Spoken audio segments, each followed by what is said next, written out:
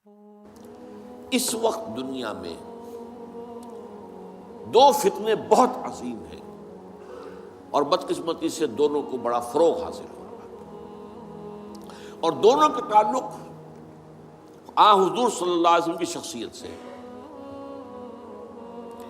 ایک ہے ختم نبوت کی مہر توڑنے والا فتنہ، نئی نبوت کا دعویٰ۔ یہ ہمارے اس دور میں کچھ عرصے پہلے ایران میں ایک شخص بہاء اللہ اٹھا، اور بہائی آج بھی دنیا میں موجود ہے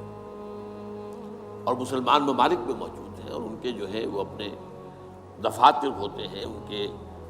جو ہے لائبریریز ہوتی ہیں، ان کے ریڈنگ رومز ہوتے ہیں، اور ویسٹ میں تو بہت بہائی،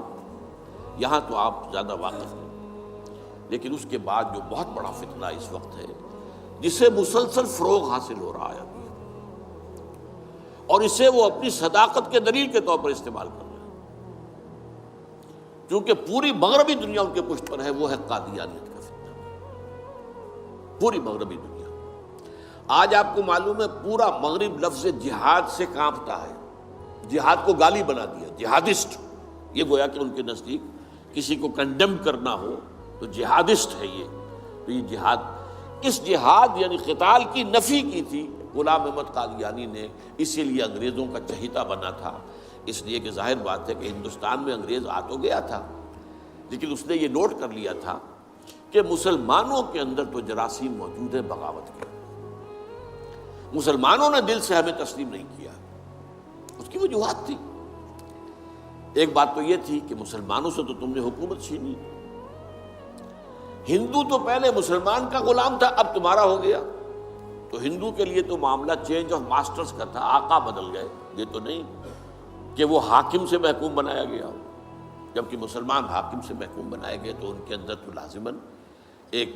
بدلہ لینے کا جذبہ، انتقام کا جذبہ، اپنا کھویا ہوا مقام حاصل کرنے کا جذبہ جو ہے وہ موجود تھا۔ چنانچہ یہی وجہ ہے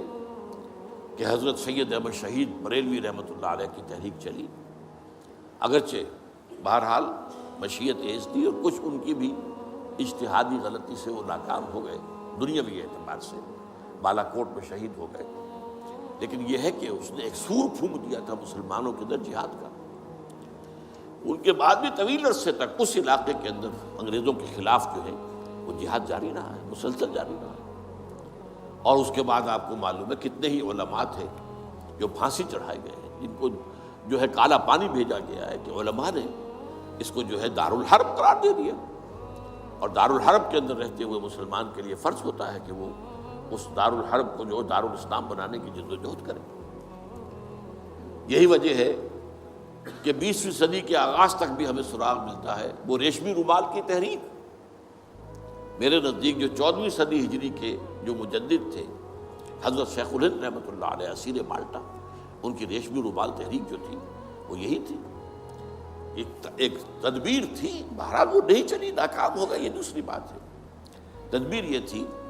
کہ ادھر ترکوں سے کہا جائے اس وقت تک ابھی خلافت عثمانیت باقی تھی، یہ تو 1924 میں ختم ہوئی ہے، اور یہ میں بات کر رہا ہوں 1915 کی،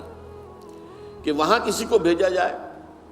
کہ ادھر سے ترک جو ہے وہ حملہ آور و افواج آئیں،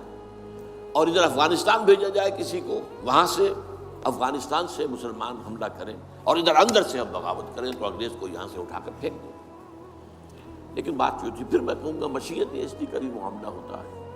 حضرت شیخ الہند خود گئے تھے ترکی سے مدد لینے کے لیے، پہلے وہاں حجاز گئے، اس لیے کہ حجاز میں ابھی مدینہ منورہ میں ترک گورنر موجود تھا، ابھی جو ہے وہ شریف حسین جو تھا جس نے بغاوت کی تھی ترکوں کے خلاف، مکے پر تو اس کا قبضہ تھا، مدینہ پر نہیں تھا، تو وہاں گورنر جو ہے ترکی کے خلافت عثمانیہ کے موجود تھے، ان سے ملاقات کی اور آگے جانے کا فیصلہ بھی تھا۔ لیکن اسی اثنا میں مخبری ہو گئی، اور شریف حسین والی مکہ نے، جس کی یہ نسل ابھی تک چل رہی ہے، یہ جو اردن کا بادشاہ بیٹھا ہوا ہے، یہ اسی کا پڑ پوتا سمجھ لیجئے، یا پڑ پوتا یا سگڑ پوتا، یہ وہ نسل ہے ہاشمی، ہاشمائٹ۔ تو اس نے حضرت شیخ الہند کو گرفتار کر کے اور چاندی کی تشتری میں رکھ کر انگریز کو پیش کر دیا، یہ آپ کا باغی یہاں پر آ کر اور آپ کے خلاف سازشیں کر رہا ہے۔ اور دیکھیے انگریز انہیں کہاں لے گیا، مالٹا، میڈیٹرینین سی کا ایک جزیرہ، بحیرہ روم کا، آخر ہندوستان میں بھی تو واپس لا سکتا تھا، ہندوستان کی کسی جیل میں نہیں۔ اقبال کے نفس سے ہے لالے کی آگ تیز، ایسے غزل سرا کو چمن سے نکال دو، تو وہاں رکھا ہے انہیں 4 سال وہاں پر وہ، اور ٹی وی جو ہے وہ اپنی آخری حد کو پہنچی ہے تو چھوڑا ہے کہ ہماری اگر قید کے اندر یہ انتقال ہو گیا ان کا تو پھر طوفان اٹھ جائے۔ تو ایک فتنہ تو یہ ہے جو ختم نبوت کا، چونکہ اس قتال کے خلاف فتویٰ دیا تھا، دین کے لیے حرام ہے اب دوستو قتال فی سبیل اللہ ختم ہو گیا، لہذا انگریزوں نے ان کا چہیتا بنا، ان کا فتنہ آج بھی پورا ویسٹ جو ہے، یورپ میں، امریکہ میں، انگلینڈ میں آج کل ان کا مرکز ہے،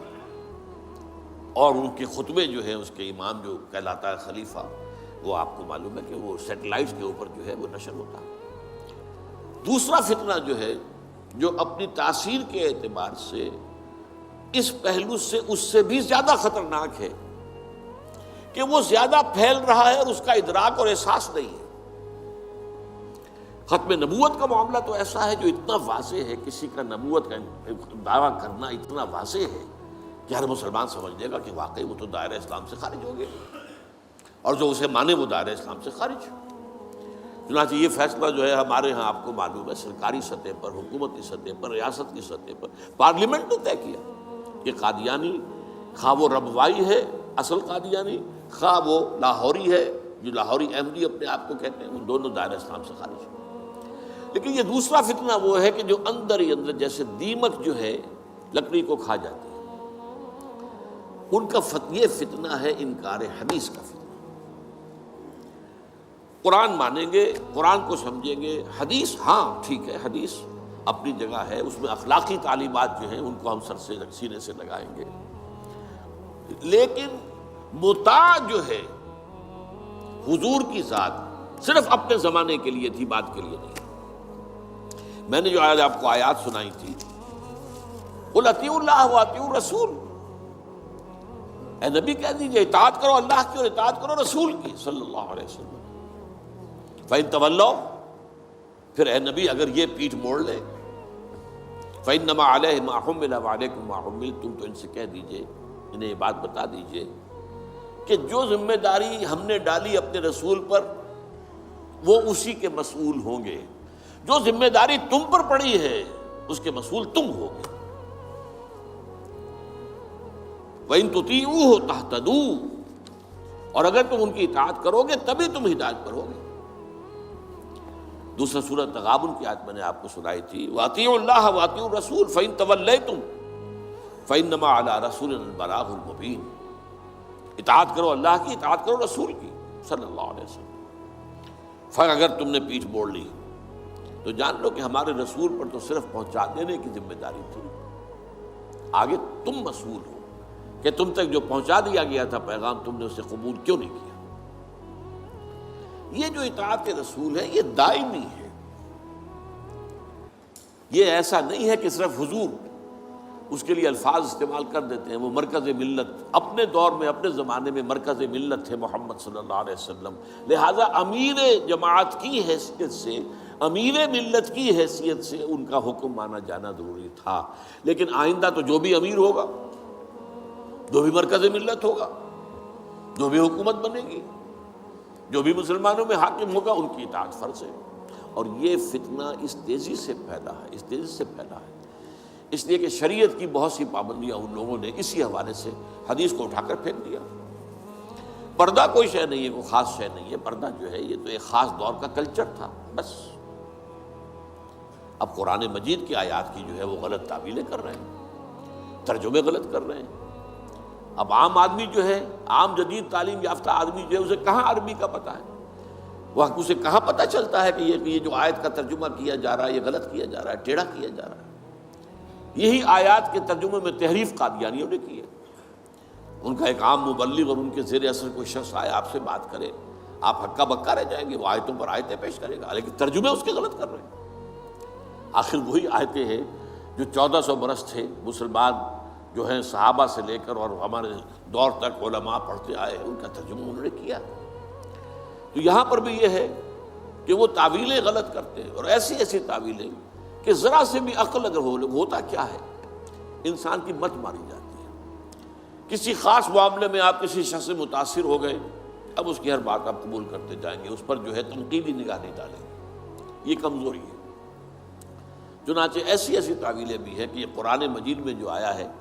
کہ چور مرد ہو یا عورت ہو ہاتھ کاٹ دیے جائیں، اس کا مطلب ہاتھ کاٹنا نہیں ہے، تو مولویوں نے خام کا غلط بات سمجھی ہے، تو بڑا وحشیانہ فعل ہے۔ اس کا مطلب یہ ہے ہاتھ کاٹ دو، جیسے کہ کبھی والدین کہتے ہیں اپنے بیٹے تم نے تو ہمارے ہاتھ کاٹ دیے، یعنی کوئی معاملہ ایسا ہے کہ تم نے ایسی بات کر دی ہے کہ اب ہمارے پاس کچھ نہیں رہا، کوئی چارہ کاری نہیں، تو گویا کہ تم نے ہمارے ہاتھ کاٹ دیے۔ تو ایسا معاشرہ پیدا کر دو کہ چوری کی ضرورت ہی نہ ہو، بس یہ ہے ہاتھ کاٹ دے دو۔ حالانکہ قرآن مجید اس کے بعد کہتا ہے جزاء لما کسبا نکالا من اللہ، یہ جو سزا ہے اللہ کی طرف سے اور ان کے کیے کا کرتوت کا بدلہ ہے، یہ بات کہی جا رہی ہے۔ تو یہ جو ہے ایسا نظام قائم کر دینا، یہ کوئی سزا ہے، یہ کوئی عبرت کی بات ہے، یہ تو بہت اچھی بات ہے۔ لیکن یہ کہ وہ لوگ جو پرویز غلام احمد پرویز، عجیب بات یہ ہے کہ پنجاب نے یہ دو غلام احمد پیدا کیے، غلام احمد قادیانی، غلام احمد پرویز، ایک نے مہر ختم نبوت کو توڑا اور ایک نے حدیث کے بارے میں اور مستقل طور پر سنت رسول کو شریعت کے بنیاد ہونے کی حیثیت سے چیلنج کر دیا۔ اور یہ فتنہ میں آپ سے عرض کر رہا ہوں، آج چونکہ جیسے قادیانیوں کو پوری مغرب کی سپورٹ ہے، ایسے اس فتنے کو بھی، کیونکہ وہ کلیش آف سویلائزیشن میں اسلامی تہذیب کو ختم کرنے کے درپے ہو گئے ہیں، اور اسلامی تہذیب کا اور شریعت کا دار و مدار اکثر و بیشتر تو حدیث پر ہے، سنت پر ہے، لہذا وہ دین کی جڑ کاٹنے کے لیے یہ جو انکار حدیث کا فتنہ، یہ استخفاف حدیث کا فتنہ ہے، اس کو سپورٹ کر رہے ہیں۔ اور رینڈ کارپوریشن کی جو سفارشات ہیں ان میں شامل تھا یہ کہ ایسے ماڈرنسٹ کہ جو اسلام کی ایسی تعبیریں کریں جو ہماری تہذیب کے ساتھ مماثل ہو جائیں، تو ان کو سپورٹ کیا جائے اور انہیں خاص طور پر الیکٹرانک میڈیا پر انہیں ایکسپوجر دیا جائے، اور آج یہ ہو رہا ہے پاکستان میں بڑے پیمانے پر۔ تو یہ جو ہے اس اعتبار سے آج زیادہ ضرورت ہے کہ ہم حدیث نبوی کا مطالعہ کریں، تاکہ اس کی عظمت جو ہے وہ ہمارے دلوں میں جاگزین ہو جائے، اور حضور صلی اللہ علیہ وسلم کے ساتھ ایک محبت کا اشتوا جو ہے رشتہ مضبوط ہو جائے۔